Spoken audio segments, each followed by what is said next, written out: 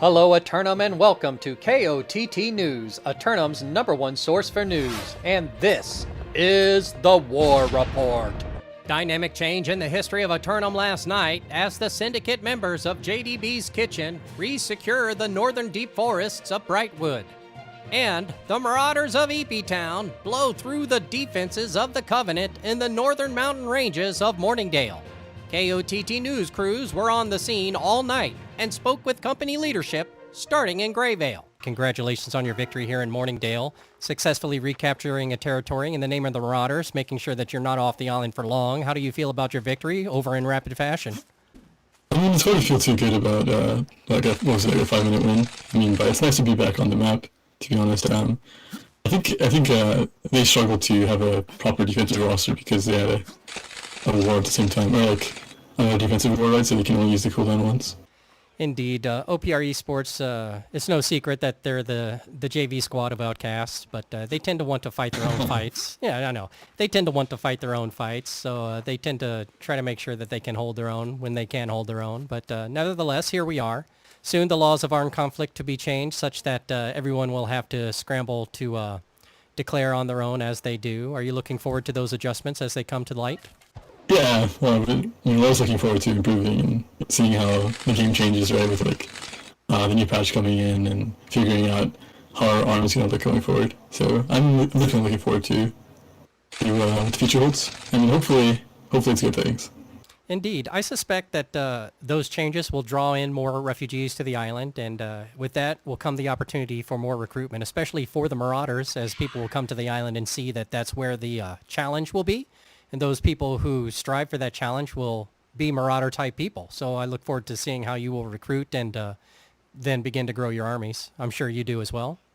Yeah, I hope so. I mean, it depends on how many winning side enjoyers join the game or not, right? Because I'm sure there's going to be an influx of new players or returning players. But if they open the map and see, like, Marauders is so down bad, they might not want to go green and just go to whoever. Like, we're literally the only green faction on the map right now, right? And we have one territory. We really lost the war yesterday too, so it depends on like the mentality of the players who come back, and I mean, I guess we'll see, right? I agree. I hear what you're saying, but you know, I would think that most people that would come that want to fight, if they want to have the New World PvP experience, they would want to challenge themselves. I mean, how many people would want to? When I came to the island, I picked what I picked because that was the way I was going to play, right? So I've been purple from the beginning, but if somebody were to come and was indifferent to which faction they were going to choose, I would think that they would want to choose the faction that would give them the most opportunity to grow and become and to overcome. So yeah, exactly. That's the whole reason why we're actually green to begin with, right? Our company was purple at first. Both our companies, right? Because now we're essentially made up of two different companies that came together to try to make something happen in green, right? So, and the only reason we're green is because green was so down bad, right?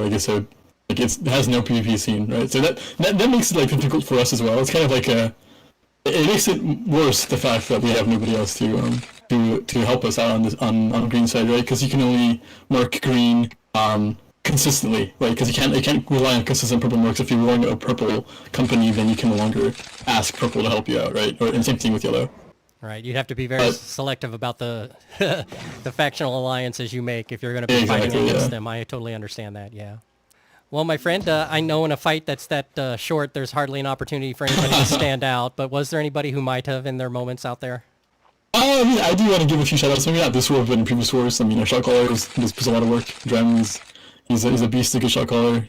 And then Zaralina, she's our respawn caller, who actually got to war tonight, which is awesome. I mean, unfortunately, I wasn't too much in competitive war, but those two have done a lot of work for the company, right? So she runs our invasions and all the PvE aspects of owning a territory, and then Drum does a lot for the company with shot calling. And also, I want to give a special shout out to my boy Justin over here, cross-join. If you see him holding his mouse up to the left, he helped a lot with the roster as well as VMU. So those names particularly like help a lot with owning the company. Zara and Drem, personal friends of the broadcast. Shout out to them myself. Thank you very much. And cross-joint, always a mic boom holder, always looking out, always looking out.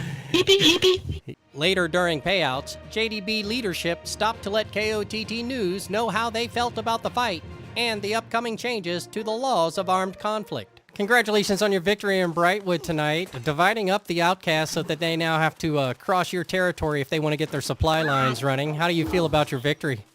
I mean, one is a little bit faster than expected, actually. I thought they had a little bit more of them, but I mean, I guess how it goes. Maybe they had some issues on their side. But, yeah, we did expect the victory, so... Yeah, I noticed that too. The Charlie fight was a little more than a speed bump for you tonight, and then into the inner hold a little bit faster than I expected as well. Not much of a choke management on their part tonight. 12 minutes total. Congratulations. Was there anybody who stood out in your performance tonight? Probably me and Will. 2 of the 3-point men. Actually, all 3-point men. I feel like we did great. Me and Will didn't die. Forgot to check legendary con stats, so I'm not sure if he died.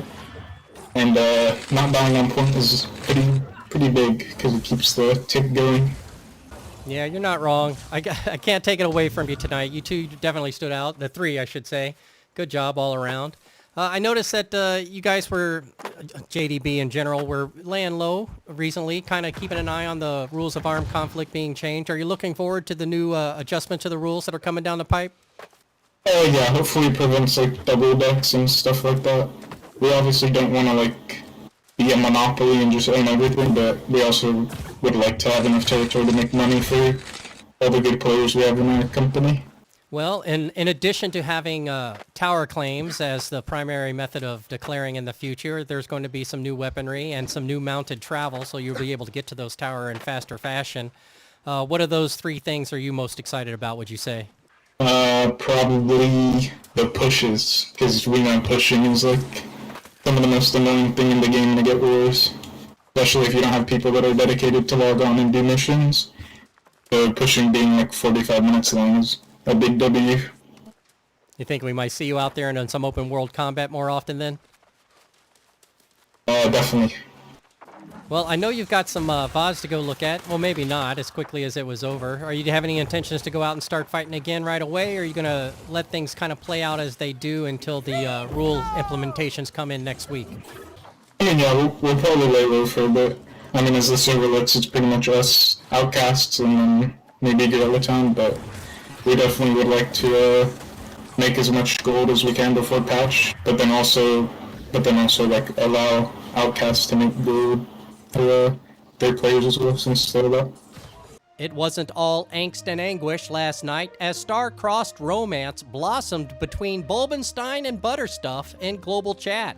But it's going to take more than the power of love to get the citizens of Eternum through tonight's invasion storms following an afternoon of sunshine, as a heavy chance of corruption is likely to impact a hamlet destination near you across 40% of the island. No submissions for simulated fantasy combat resolution tonight, brought to you by Peace, but we'll have any late-breaking outcomes and reactions from the citizens tonight at 11. Until then, this has been War Correspondent JChalant, KOTT News.